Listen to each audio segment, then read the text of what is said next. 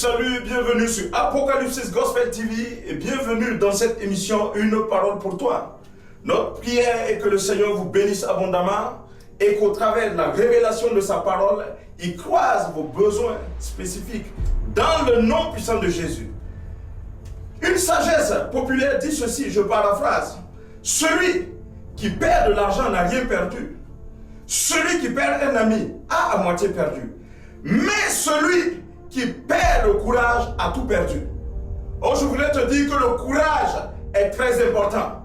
Les hommes nous invitent à garder le courage devant les situations difficiles, devant l'échec, devant le chaos, devant la perte, devant la ruine. Et même Dieu, dans sa parole, au moins 365 fois, soit une fois par jour, déclare à l'homme de garder le courage. Le courage est vital, le courage est nécessaire pour la vie. Mais comment garder le courage quand on l'a perdu? Comment reprendre le courage quand tout est par terre, quand on est dans la ruine, quand on est dans l'échec, quand on est au bout des forces, quand on n'a plus rien, quand on ne peut plus compter sur quelqu'un? Comment reprendre courage? Et je t'invite à prendre la parole de Dieu dans le livre 1 Samuel 30, versets 1 à 6. Nous lisons. Verset 6. David fut dans une grande angoisse, car le peuple parlait de le lapider. Parce que tous avaient de l'amertume dans l'âme, chacun à cause de ses fils et de ses filles. Mais David reprit courage en s'appuyant sur l'Éternel son Dieu. Il dit au sacrificateur Abiathar, fils d'Achimélec, apporte-moi donc les fautes. Abiathar apporta les fautes à David. Et David consulta l'Éternel en disant, poursuivrai-je ces troubles? L'atteindrai-je? L'Éternel lui répondit, poursuis car tu atteindras et tu délivreras. Amen à la parole de Dieu. Voici l'homme selon le cœur de Dieu. L'homme qui a su toucher le cœur de Dieu, qui s'est retrouvé dans une situation difficile, dans une situation chaotique, où il était ruiné, où les voleurs, les Amalécites étaient venus ravager le camp. Ils ont volé leurs biens, ils ont pris les fils, ils ont pris les filles. Et ces hommes étaient dans l'amertume, ils étaient en train de pleurer. Mais dans le verset 6, dans la deuxième partie, il dit, mais David reprit courage en s'appuyant sur l'Éternel son Dieu. Je voudrais te dire, à toi qui me suis, toi qui as perdu le courage, oui, tu peux reprendre courage. Oui, tu peux te relever de la situation difficile. Oui, tu peux te relever. Voilà un homme, selon le cœur de Dieu, qui avait tout perdu, qui avait perdu ses biens, qui avait perdu les fils et les filles de ses hommes, mais qui a repris courage. Tu peux reprendre courage, mais en quoi faisant?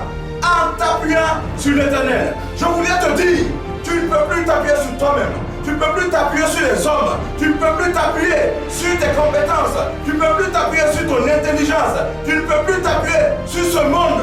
Tu peux simplement t'appuyer sur l'Éternel et tu reprendras courage dans le nom puissant de Jésus.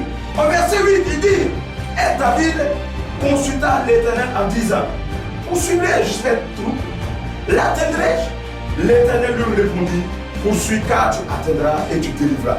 Le secret de David, quand il était dans l'échec, pour reprendre courage, qu'est-ce qu'il a fait? Il consulta l'Éternel et il a entendu quelque chose, la parole de Dieu.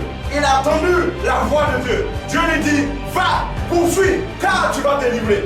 Tu as besoin d'entendre la parole de Dieu pour te relever. Tu as besoin d'entendre la voix de Dieu pour reprendre la direction. Si seulement tu entends cette voix, lève-toi et poursuis car tu délivreras. Et la parole de Dieu, faite chair, c'est Jésus-Christ. Appuie-toi sur Jésus-Christ.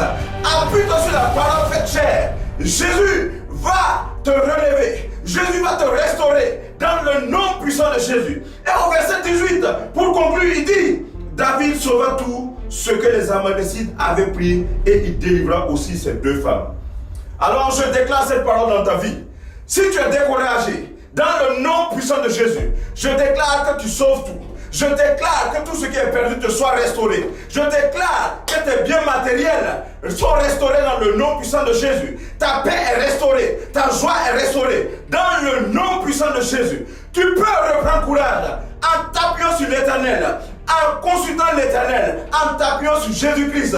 Et seulement si tu appliques ces choses, tu vas voir que le courage que tu as perdu, tu le retrouveras. Et ce que tu as perdu, tu vas le retrouver dans le nom puissant de Jésus. Soyez bénis. Amen.